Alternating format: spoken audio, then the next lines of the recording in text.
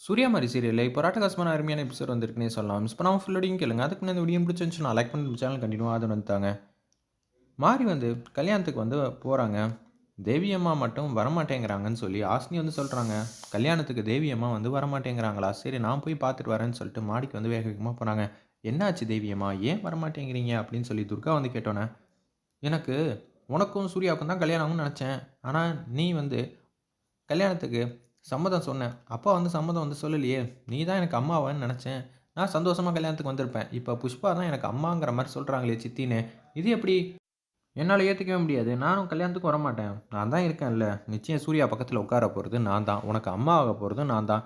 நான் இருக்கிற வரைக்கும் உனக்கு எந்த பிரச்சனையும் வராது. வரியா அப்ப கல்யாணத்துக்கு வந்து போலாம். இப்போதைக்கு துர்காக்கும், சூர்யாவுக்கும் தான் கல்யாணம். போதுமாங்கிற மாரி கேட்டோனே, ஆ ஜாலி ஜாலி. நீ சொல்லிட்டல்ல சந்தோஷம் தான். நீ இந்த மாரி அபிப்பிராயத்துல இருக்க. ஏதாவது பண்ணு துர்கா. உன் மேல தான் வந்து மிகப்பெரிய நம்பிக்கை வச்சிருக்கேங்கிற மாரி சொல்லிட்டு, அவங்க பாட்டுக்கு கடந்து போறாங்க. நம்ம தேவி மாட்டுக்கும் அப்படியே வந்து மண்டபத்துக்கும் வந்து போறாங்க. மண்டபத்துக்கு போற வழியில வந்து பேசுறாங்க. "பார்த்தியா மண்டபத்து வரைக்கும் வந்தாச்சு. பந்தக்கால்ல பிரச்சனை பண்ண, சாமியாரா வேஷம் போட்ட, உன்னால எதுவுமே சாதிக்க முடியாம போயிடுச்சேங்கிற" மாரி கேவலமா வந்து யோசிக்கிறப்ப, கடுப்பாயிட்டாங்க அந்த இடத்துல. நம்ப மாரி, "ஏய் கடைசியில ஜெயிக்கிறவன் தான் பேசணும். சும்மா ஜெயிக்க போறேன், ஜெயிக்க போறேன்னு பேசுறவன்லாம் ஜெயிச்சதா சரித்திரமே இல்ல. அது மட்டும் இல்லாம, நீ என்ன ஓவரா வந்து இப்படியெல்லாம் பேசிக்கிட்டு இருக்க" அப்படின்னு சொல்லி கன்னா பின்னான்னு வந்து நம்ம துர்கா வந்து சிரிச்சுக்கிட்டு இருக்காங்க, திட்டிக்கிட்டு இருக்காங்க நம்ம புஷ்பாவ. "ஏய்! உன்னால ஜெயிக்க முடியலங்கிற ஆதங்கத்தில பேசுற. என்னால புரிஞ்சுக்க முடியுது. நான் தான் சூர்யாவோட மனைவி. கோடிக்கணக்கான சொத்துக்கு அதிபதி. நீ சூர்யாவோட மனைவின்னு சொன்ன வரைக்கும் ஓகே. ஆனா கோடிக்கணக்கான சொத்துக்கு அதிபதிங்கிற மாரி பேசுறல்ல. நிச்சயம் உன்னால இந்த கல்யாணத்த நல்லபடியா உனக்கு பண்ணி வைக்க முடியாது. ஏன்னா யார் உனக்கு சப்போர்ட் பண்ணாலும் முடியவே முடியாதுங்கிற மாரி சொல்லிட்டு போறப்ப, என்ன பேசிட்டு போறான்னு சொல்லி மாயா வந்து கேட்குறாங்க. கல்யாணம் வந்து நடக்காதுங்கிற மாரி சொல்லிட்டு போறா. அப்படியா சொல்றா? அதையும் தான் பார்ப்போம். இருந்தாலும் வந்து கேர்லெஸ்ஸா இருக்கக்கூடாது. நம்ம கொஞ்சம் ஜாக்கிரதையா இருக்கணுங்கிற மாரி அந்த இடத்துல வந்து சொல்லிட்டு இருக்காங்க. சரி, சரி பார்ப்போங்கிற மாரி யோசிச்சுட்டு இருக்காங்க அந்த இடத்துல. அப்பன்னு பார்த்து ஒரு காமாட்சி விளக்க ஏத்திக்கிட்டு அப்படியே மண்டபத்துக்குள்ள போயி மணமேடைக்கு பக்கத்துல வந்து போணும் போல. "ஏய் துர்கா! இந்த விளக்க எடுத்துட்டு போயிட்டா நல்லபடியா வந்து கல்யாணம் நடந்துருச்சுன்னு அர்த்தம். நான் எதுவும் பண்ண தேவையில்ல. விதியே அவ நிச்சயம் வந்து சூர்யாவுக்கு மனைவியாக்க முடியாது. நம்ம எதுவும் சதி செய்ய வேணாம். இது அவளோட வாழ்க்கை. அவ நம்புறால்ல, நம்பட்டும். நிச்சயம் நமக்கு நல்லது தான் நடக்கும். கடவுள் கைவிட்டுற மாட்டாங்க."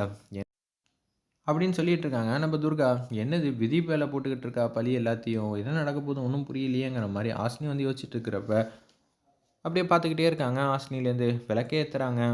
நல்லபடியா அந்த விளக்க எடுத்துட்டு போயி மணமேடையில வச்சுட்டு சாமி கும்பிடுற வரைக்கும் அணையாம இருந்துச்சுன்னா, "நீ தான் மருமக. எல்லாரோட ஆசீர்வாதம் இருக்குன்னு நான் கத கத்தி விட்டுருவேன். பார்த்துக்க." அப்படின்னு சொல்லும்போது, துர்கா எதுவும் வம்பு பண்ண போறா. புரிஞ்சுச்சா? கொஞ்சம் கவனமா இருன்னோனே, சரிங்கிற மாரி சொல்றாங்க அந்த இடத்துல. உடனே விளக்க ஏத்திக்கிட்டு அப்படியே வந்து போய்க்கிட்டே இருக்காங்க. திடீர்னு பார்த்தா, விளக்க ஸ்டேஜ் வரைக்கும் கொண்டு போம்போது, அவங்க சந்தோஷப்பட்டுட்டு இருக்காங்க. எப்படியோ நல்லபடியா இதுவரைக்கும் கொண்டு வந்தாச்சு. இனிமேட்டு பிரச்சனை இல்லங்கிற மாரி யோசிக்கிறப்ப, கரெக்ட்டா ஸ்டேஜுக்கு கொண்டு போம்போது, அப்படியே கீழ போட்டுறாங்க. இத பார்த்தோனே எல்லாரும் வந்து, "என்னது விளக்க வந்து கீழ போட்டுட்டாளே! இனிமேட்டு இந்த கல்யாணம் நடக்குமா? இல்லையாங்கிற மாரி பேச ஆரம்பிச்சோனே, மாயா வந்து கடுப்பாயிட்டாங்க. "என்ன நெனச்சிட்டு இருக்கீங்க நீங்க எல்லாரும்? விளக்கு தானே, சாதாரண விளக்கு தானே. இந்த விளக்கு கீழ போட்டுட்டா என்ன? யாருக்கா இருந்தாலும் மனசு கஷ்டமா இருக்கும்ல. இப்படியெல்லாம் வந்து நடக்குமா? நடக்காதாங்கிற மாரிலாம் சொல்லாதீங்க. ஒரு பொண்ணுக்கு கல்யாணங்கிறது மிகப்பெரிய விஷயம். அத வந்து இப்படியெல்லாம் பேசி மனச சங்கடப்படுத்துற மாரி பேசாதீங்கங்கிற மாரி சொல்றப்ப, நம்ப துர்கா வந்து புஷ்பா பக்கத்துக்கு வந்து போறாங்க. "என்னம்மா, நான் எதுவுமே சதி செய்யல. ஆட்டோமேட்டிக்கா அதுவே நடக்கும்னு உன்கிட்ட சொன்னேன். நான் சவால் விட்ட மாரியே, இப்ப நீயே உன் கையாலேயே விளக்க வந்து கீழ போட்டுட்ட. இதுலேருந்து என்ன தெரியுது? உன்னோட கல்யாண ஆசைக்கு நான் இப்ப முடிவு கட்டப் போறேன். நீ எவ்வளோ பெரிய கேடின்னு நான் நிரூபிச்சு காட்டிருவேன். இன்னைக்கு நைட்டுக்குள்ளேயே வந்து எல்லா உன்னோட ஆசையும் நான் வச்சுட்டா, நிச்சயம் சூர்யாவுக்கு உன்னால மனைவி ஆகலாம். கண்டிப்பா ஆகலாம். முடியாது. நான் இருக்கிற வரைக்கும்." அப்படின்னு அதிரடியா மாசா வந்து பேசுறாங்க நம்ம துர்கா. இத கேட்டோனே வந்து செமையா வந்து மொறைக்கிறாங்க. வேக வேகமா வந்து ரூம்குள்ள வந்து போறாங்க. அந்த இடத்துல மாயாவும் போறாங்க. என்ன நடக்கும்? இன்னைக்கு நைட்டுக்குள்ள நான் யாரு எப்பேர்ப்பட்டவன்ங்கிற விஷயத்த எல்லாத்தையும் நிரூபிச்சு காட்டுவாளாம். அதுக்கெல்லாம் வாய்ப்பே இல்ல.